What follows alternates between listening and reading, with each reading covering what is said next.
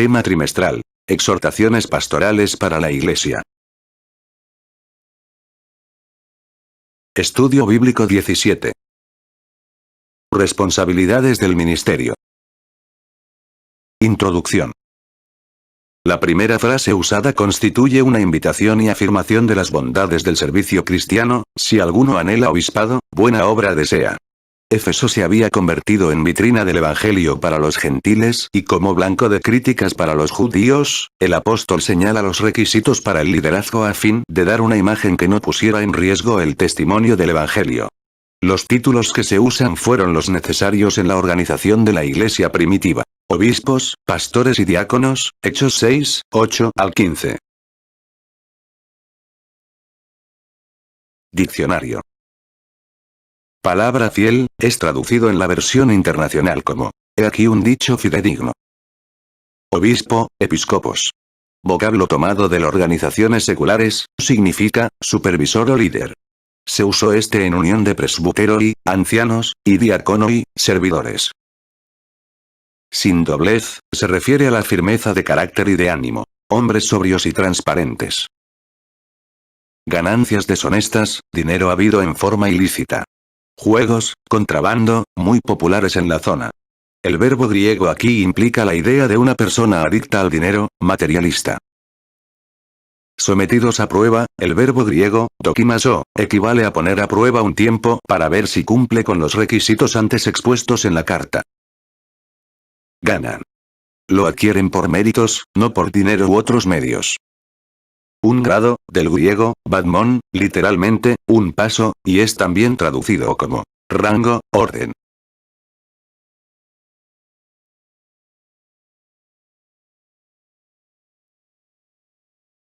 Pensamiento central. El perfil de un siervo de Dios incluye valores y cualidades que trascienden a la vida espiritual. Texto áureo. Si esto enseñas a los hermanos, serás buen ministro de Jesucristo, nutrido con las palabras de fe y de la buena doctrina que has seguido. Primera de Timoteo 4, 6. Nuestra lectura bíblica se encuentra en Primera de Timoteo 3, 1 al 13. Versículos 1 al 3. Palabra fiel. Si alguno anhela obispado, buena obra desea. Pero es necesario que el obispo sea irreprensible, marido de una sola mujer, sobrio, prudente, decoroso, hospedador, apto para enseñar, no dado al vino, no pendenciero, no codicioso de ganancias deshonestas, sino amable, apacible, no avaro. Aquí se establecen tres tipos de ministerios. Obispos, 1 Timoteo 3, 1, 7, ancianos Tito 1, 5, 9, y diáconos 1 Timoteo 3, 8 al 13. En eso consiste la visión. En abrir la puerta a los aspirantes del ministerio, presentándolo como lo mejor y no como una carrera de dolores y quebrantos, 2 Corintios 4, 7. Es un ministerio que debe contar con la aprobación del Señor. Las cualidades señaladas, forman parte del carácter de quienes desean ser considerados líderes de la iglesia, sean pastores o laicos. Aquí se menciona la habilidad de enseñar, la cual está ligada al pastorado en Efesios 4, 11 y es considerada como la función de equipar a los laicos para desarrollar sus ministerios. Versículos 4 y 5. Que gobierne bien su casa, que tenga a sus hijos en sujeción con toda honestidad, pues el que no sabe gobernar su propia casa, ¿cómo cuidará de la iglesia de Dios? Pablo añade el ingrediente de la conducta con relación a la vida familiar. Este artículo no solo se aplica a los pastores, sino también a los diáconos, verso 12. La calidad de vida familiar está contenida en dos vocablos que se relacionan con administración y disciplina. Así debemos interpretar gobernar y sujetar, que son los términos usados en el versículo 4. El apóstol condiciona el liderato a personas que han demostrado capacidad administrativa y disciplina aceptable en su vida diaria con el fin de no ser señalados a la hora de ministrar. La condición de ser esposo implica adquirir la responsabilidad de ser padre y todos los deberes que ello implica. Educar, Deuteronomio 6, 7, proveer, 2 de Corintios 12, 14, nutrir, Efesios 6, 4, controlar, 1 de Timoteo 3, 4. Versículos 6 y 7. no un neófito, no sea que envaneciéndose caiga en la condenación del diablo. También es necesario que tenga buen testimonio de los de afuera, para que no caiga en descrédito y en lazo del diablo. Fue prioridad para Pablo, promover candidatos espiritualmente maduros e intelectualmente capaces. La versión dinámica de la Biblia traduce el versículo así: no sea que se llene de orgullo y caiga bajo la misma condenación que cayó el diablo. Lo que está en discusión es el orgullo mismo que provocó la caída de Lucifer y sus seguidores. Otro aspecto importante es el testimonio. Pareciera muy fácil decir: no me importa lo que la gente piense de mí, pero nadie debe ser indiferente a su reputación frente a la comunidad. Al líder de la iglesia sí debe preocuparle lo que la gente piense de él. Versículos 8 al 10. Los diáconos asimismo deben ser honestos, sin doblez, no dados a mucho vino, no codiciosos de ganancias deshonestas. Que guarden el misterio de la fe con limpia conciencia. Y estos también sean sometidos a prueba primero, y entonces ejerzan el diaconado, si son irreprensibles. Ser diácono es un privilegio importante. Pablo enfatiza que los candidatos al diaconado deben ser escogidos cuidadosamente. Para él, los diáconos parecen funcionar unidos a los pastores. De manera que las calificaciones que, tanto pastores como diáconos deben reunir, son similares. La mención del carácter fue también considerada en la primera elección de diáconos, de buen testimonio, Hechos 6, 3. Esta cualidad es imprescindible sin duda para el desarrollo del ministerio de los diáconos en la iglesia del primer siglo y se mantiene vigente en la actualidad. También se destaca templanza, honradez, y sobriedad. La mención de una limpia conciencia con relación a la doctrina del Evangelio, va más allá de un examen de conocimiento teológico y tiene que ver con la práctica de la verdad. Versículo 11. Las mujeres asimismo sean honestas, no calumniadoras, sino sobrias, fieles en todo.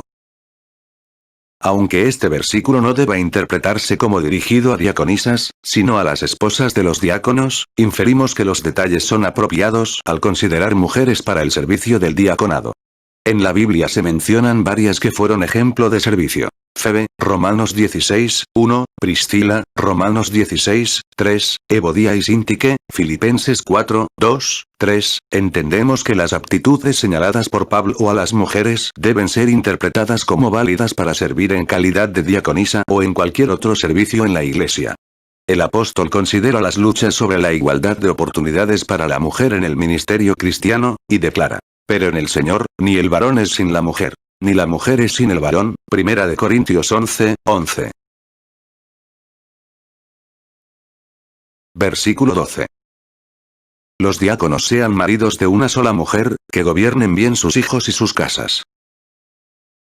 Era lógico que, en una sociedad donde se practicaba el libertinaje, la poligamia y el culto a lo sexual, el énfasis en la pureza conyugal constituyera una prioridad en las instrucciones del apóstol.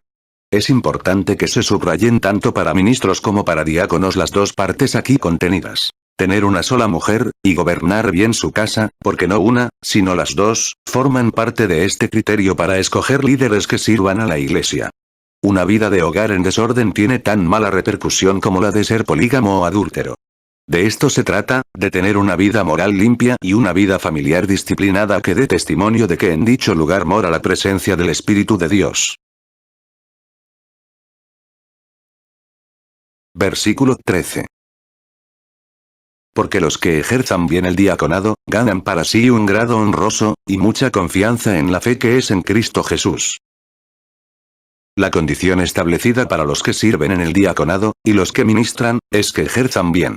Salomón expresó en Proverbios 22, 1. De más estima es el buen nombre que las muchas riquezas, y la buena fama más que la plata y el oro. La vida moral y piadosa le concede al candidato un lugar prestigioso en la opinión pública que es también bendición a la iglesia. La honra aquí mencionada tiene relación con la opinión que tienen los que observan a los líderes y, por consiguiente, los consideran dignos de ocupar tales posiciones por la calidad de su vida y no por su capacidad y conocimiento. El énfasis en la conducta privada de los candidatos está acompañado de este incentivo, no solo ganar la estimación de los que los rodean, sino también su confianza. Finalmente, el obrero fiel tiene también como incentivo las palabras del apóstol Pedro, 5, 4. Y cuando aparezca el príncipe de los pastores, vosotros recibiréis la corona incorruptible de gloria. Así que, como dice Pablo, a los Corintios en la primera carta, no estamos corriendo a la aventura, corremos porque hay un premio y queremos obtenerlo. Preguntas de repaso. ¿Cuál es la visión de Pablo acerca del ministerio? ¿Cuáles son las calificaciones para los que ejercen el diaconado? ¿Con qué tiene que ver la limpia conciencia? ¿Cuál es el incentivo para el obrero fiel?